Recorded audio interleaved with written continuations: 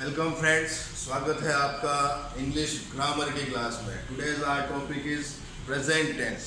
First tense is simple present tense.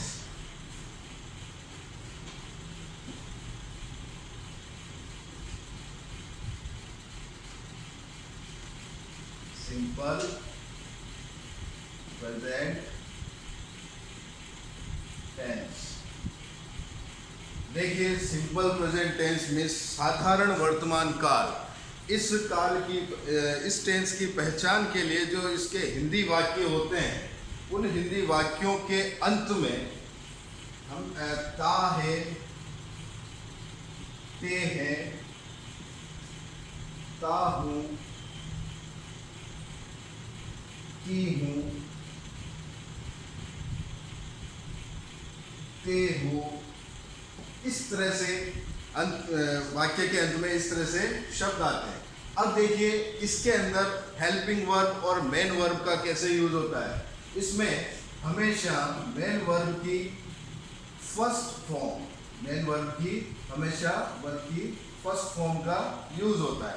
उसके बाद negative और इंट्रोगेटिव सेंटेंस के अंदर थोड़ा नियम अलग है, मैं अभी बताऊंगा आपको। और इसमें हेल्पिंग वर्ब यूज होती है डू और डज, डू या डज अकॉर्डिंग टू सब्जेक्ट। अब देखिए, इसके अंदर एक नोट है, आप इसको नोट कर लीजिए। जैसे कि अफर्मेटिव सेंटेंस जो होते हैं, अफर्मेटिव सेंटेंस के अंदर कोई हेल्पिंग वर्ब का यूज नहीं होता। अफर्मेटिव सेंटेंस में हेल्पिंग वर्ब का यूज नहीं होता। और यदि पर्सन यदि थर्ड पर्सन है, पर्सन यदि थर्ड पर्सन है, तो उस वाक्य के अंदर उस थर्ड पर्सन की क्रिया के साथ एस या ईएस का यूज होता है अफर्मेटिव सेंटेंस में। ठीक है। फिर नेगेटिव सेंटेंस और इंट्रोगेटिव सेंटेंस के अंदर ये डू और डज का यूज होता है। ठीक है, ये आपको याद रखना होगा कि वर्ब की फर्स्ट फॉर्म के साथ एस या एस ई एस का यूज कहाँ होता है, थर्ड पर्सन के साथ। जबकि नेगेटिव और इंट्रोगेटिव सेंटेंस में डू या डज का यूज होता है, जिसके अंदर ये जो डज है जिसके अंदर ई एस लगा हुआ है, ये हमेशा थर्ड पर्सन के साथ यूज होगा। और थर्ड पर्सन मैंने आपको पहले वाले वीडियो में बता चुका हूं, ही, शी, इट या किसी व्यक्ति का नाम हो। ठीक है, इनके साथ ये यूज होता है। ठीक, अब इसकी स्ट्रक्चर की बात करें, फॉर्मूलाज की बात करें, तो फॉर्मूला देखिए आप। फॉर्मूले के अंदर अफर्मेटिव सेंटेंस का फॉर्मूला बनाते हैं। अफर्मेटिव, सकारात्मक वाक्य। अफर्मेटिव सेंटेंस में जैसे सब्जेक्ट, फिर वर्ब की फर्स्ट फॉर्म, फिर अकॉर्डिंग टू पर्सन एस या ईएस, फिर ऑब्जेक्ट, और यदि कुछ पार्ट बच गया है तो उसे अंत में जोड़ देते हैं। ठीक है, और लास्ट में फुल स्टॉप लगाते हैं। ये अफर्मेटिव का फॉर्मूला। आफ्टर दैट नेगेटिव की यदि बात करें, तो नेगेटिव के अंदर नकारात्मक सेंस, तो subject plus subject plus do या does plus not plus verb की फर्स्ट फॉर्म, फिर ऑब्जेक्ट। ठीक है, लास्ट में full stop. After that interrogative की बात करें, तो इंटरोगेटिव के अंदर देखिए, इसमें मैंने आपको बताया था एक वीडियो में कि इंट्रोगेटिव भी दो तरह के होते हैं। एक होता है यस और नो टाइप, और एक होता है WH टाइप। तो यस और नो टाइप में आंसर किस में आते हैं, हमेशा हाँ या ना में, यस और नो में। तो ये हेल्पिंग वर्ब से स्टार्ट होते हैं। मैंने आपको पिछले वीडियो में बताया था कि हेल्पिंग वर्ब से जो क्वेश्चन स्टार्ट होते हैं, उनका आंसर हमेशा यस और नो में आता है। तो देखिए, डू, डज, फिर वर्ब की फर्स्ट फॉर्म, फिर डू डज, फिर सब्जेक्ट, फिर वर्ब की फर्स्ट फॉर्म, फिर ऑब्जेक्ट, और after that question mark. Okay, next WH type question. WH के अंदर होता है, कुछ नहीं करना, सिर्फ ये जो फॉर्मूला है उसके आगे WH वर्ड लगा दीजिए। जैसे WH प्लस डू, डज, फिर सब्जेक्ट, फिर वर्ब की फर्स्ट फॉर्म, फिर object and after that question mark. ये अपना फॉर्मूला हो गया और यही तक इनफ होगा। उसके बाद इंट्रोगेटिव और नेगेटिव होते हैं, उसके अंदर ज़्यादा कुछ खास नहीं है, तो आप लोग यहाँ तक इसको समझें। उसके बाद इसके कुछ एग्जाम्पल ले लेते हैं। जैसे अफर्मेटिव का एग्जाम्पल लूँ तो अफर्मेटिव के एग्जाम्पल के लिए देखिए, Ramesh pledge cricket, Ramesh pledge cricket. अब देखिए ये अफर्मेटिव का एग्जाम्पल लिया मैंने। अफर्मेटिव के अंदर मैंने आपको ऊपर बताया है कि थर्ड पर्सन रमेश क्या हुआ, थर्ड पर्सन मैंने यहाँ लिखा हुआ है किसी का नाम, तो नाम के साथ हमको क्या लगाना है, एस या ईएस। तो ये एस किसको शो कर रहा है, थर्ड पर्सन की क्रिया को, ठीक है। अब उसके बाद ऑब्जेक्ट, ये अपना फॉर्मूला मैं आपको बता चुका हूँ, S plus V plus O. तो ये हो गया अपना अफर्मेटिव। अब इसको नेगेटिव में बनाए तो जैसे रमेश, थर्ड पर्सन है रमेश, तो यहाँ क्या होगा, does plus Ramesh does not play cricket.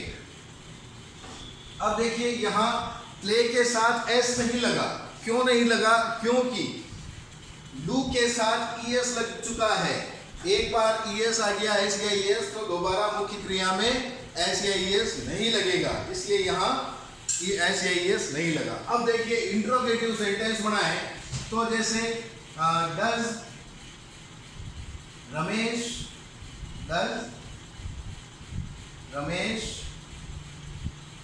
Play cricket, does Ramesh play cricket और क्वेश्चन मार्क। फिर उसके बाद WH वाला फॉर्मूले से अगर इसका क्वेश्चन बनाए तो when does Ramesh, when does Ramesh play cricket, okay. तो ये अपने फॉर्मूले के अकॉर्डिंग कुछ एग्जाम्पल हो गए, आपको इनको हमें याद रखना होगा, समझना होगा। उसके बाद यदि हम इसकी बात करें कि इसके यूज कहाँ कहाँ होते हैं, तो हम थोड़ा सा, मैं पूरा तो नहीं बता पाऊंगा, कुछ इसके जो मुख्य यूज है, इंपॉर्टेंट जो है 5-6 यूज हम उसके ऊपर डिस्कस कर लेते हैं। Use of the simple present tense.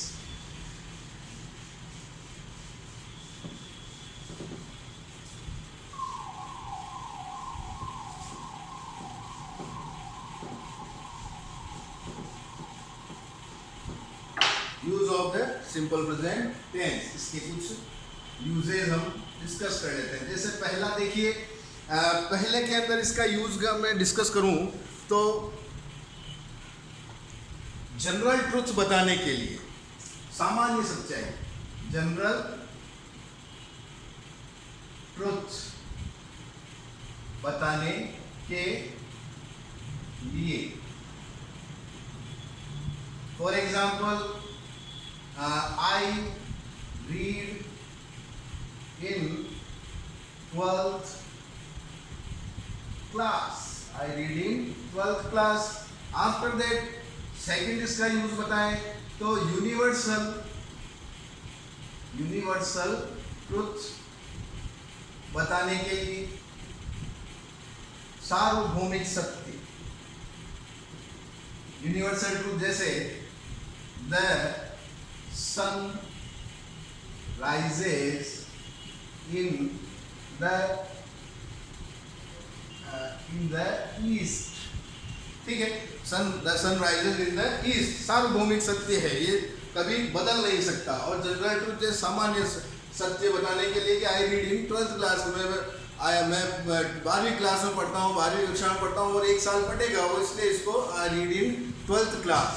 फिर अब देखिए एक नेक्स्ट और इसका यूज कहाँ करते हैं, हैबिचुअल एक्शन बताने के लिए, आदतन कोई कार्य हो उसको बताने के लिए, हैबिचुअल एक्शन बताने के लिए, आदतन बताने के लिए।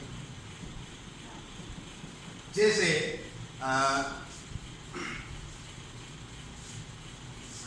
देखिए, रमेश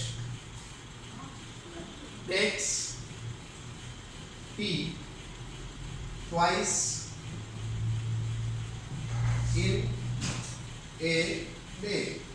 रमेश दिन में 2 बार चाय पीता है, तो ये उसकी आदत है कि भाई 2 बार चाय पीता है, तो इसको बताने के लिए हम इसका यूज कर सकते हैं। फिर उसके बाद नेक्स्ट हम बात करें इसका यूज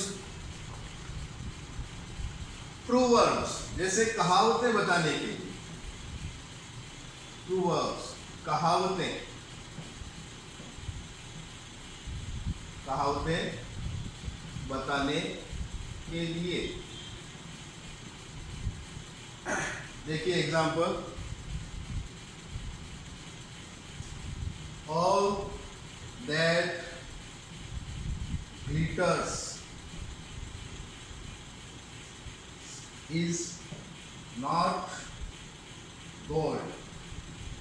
कहा कि भाई हर चमकने वाली चीज सोना नहीं होती।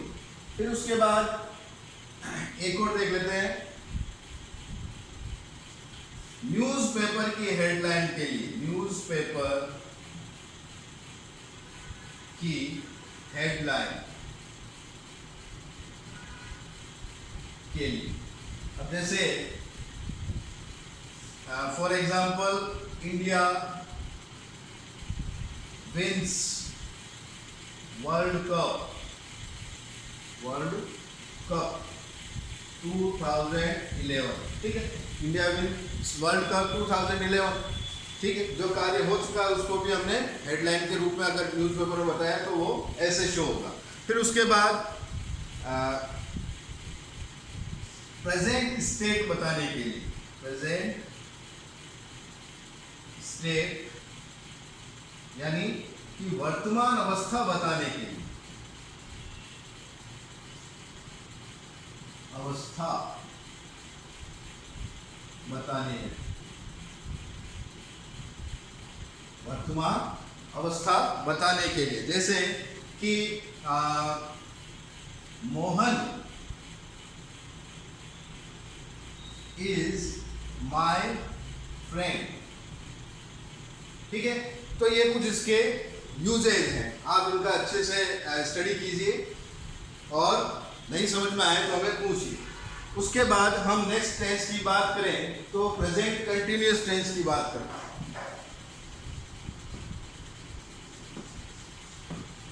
देखिए present continuous tense, present continuous tense, continuous means किसी कार्य की निरंतरता को बताने के लिए कंटिन्यूअस टेंस के अंदर उसको हमें समझना होगा। और लेकिन वो कार्य पूरा नहीं हुआ है, कार्य की अपूर्णता को बताने के लिए, यानी कि भाई मैं खाना खा रहा हूँ, खाया नहीं है, खा रहा हूँ, वो कार्य चल रहा है, तो वो कार्य की निरंतरता को बताने के लिए हमें इस कंटिन्यूअस टेंस की थोड़ा अध्ययन करना होगा। प्रेजेंट कंटिन्यूअस टेंस, इसका यूज क्या होता है? कार्य की अपूर्णता पर उसकी निरंतरता को बताने के लिए, निरंतरता को बताने के लिए। ठीक है, अब देखिए इसके हिंदी वाक्य की पहचान कैसे होगी? हिंदी वाक्य, हिंदी वाक्य के अंत में रहा हूं, रहे हो, रही हो, रही हूं, ये कुछ शब्द आते हैं। उसके बाद अब देखिए इसकी हेल्पिंग वर्ब की बात करें। हेल्पिंग वर्ब, इसमें हेल्पिंग वर्ब यूज होती है इज, एम और आर, इज, एम और आर। मेन वर्ब की बात करें तो देखिए मेन वर्ब की इसकी फर्स्ट फॉर्म का यूज होता है और कार्य की निरंतरता को शो करने के लिए इस मेन वर्ब में हमेशा वर्ब की फर्स्ट फॉर्म प्लस आईएनजी का यूज होता है। अब देखिए यहाँ 3 हेल्पिंग वर्ब मैंने लिखी है, लेकिन ये अकॉर्डिंग टू अपने सब्जेक्ट के अकॉर्डिंग यूज होती है। जैसे अब देखिए, इज कहाँ यूज होता है? इज यूज होता है ही, शी, इट या किसी भी व्यक्ति का नाम हो, वहां इज का यूज होता है। फिर उसके बाद एम, एम का यूज केवल और केवल आई यानी फर्स्ट पर्सन के लिए यूज होता है, वो भी आई के लिए, ठीक है। उसके बाद आर का यूज कहाँ होता है? देखिए आर का यूज होता है प्लूरल जो सब्जेक्ट होता है उसके लिए, जैसे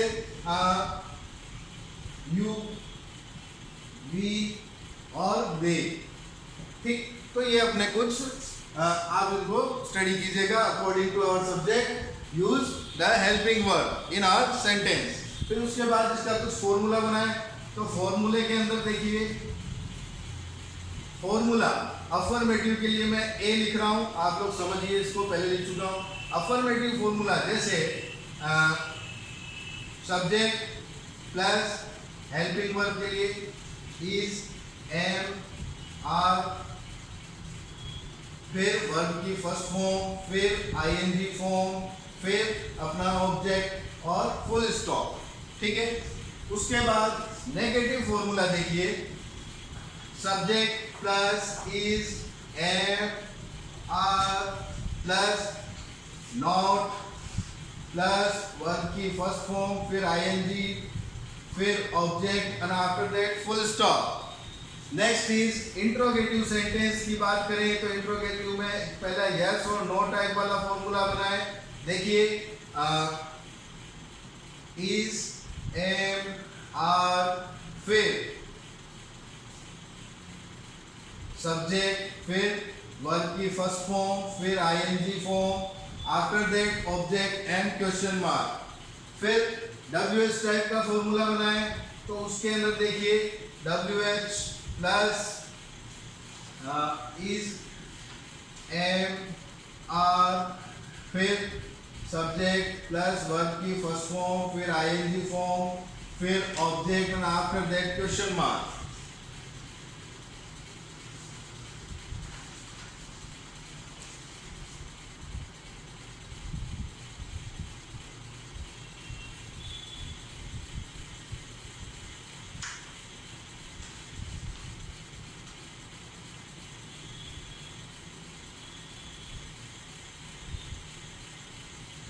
ठीक है, अब देखिए इसके कुछ एग्जाम्पल के ऊपर हम डिस्कस कर लेते हैं।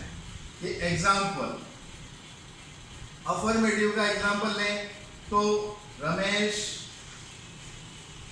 Is playing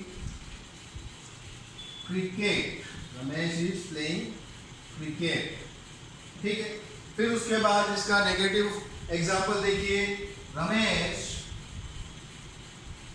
is not, Ramesh is not playing cricket, okay, Ramesh is not playing cricket। after that interrogative yes or no type वाला, तो is Ramesh playing